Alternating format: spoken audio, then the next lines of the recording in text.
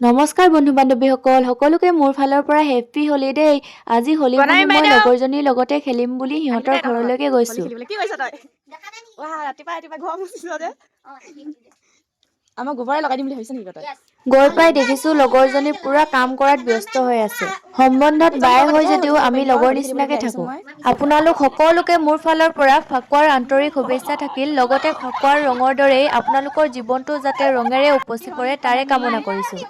এতিয়া আমি কৰা দুষ্টামিবোৰ চাব দেই। বতৰ বেয়া যদিও আমি কিন্তু এৰি দিয়া নাই দেই ৰাইজ। আমি পিছে সৰু সৰু ভাইটি ভণ্টিহঁতৰ লগতহে খেলিছো দেই। ডাঙৰ অকল আমি দুজনীয়ে আছো।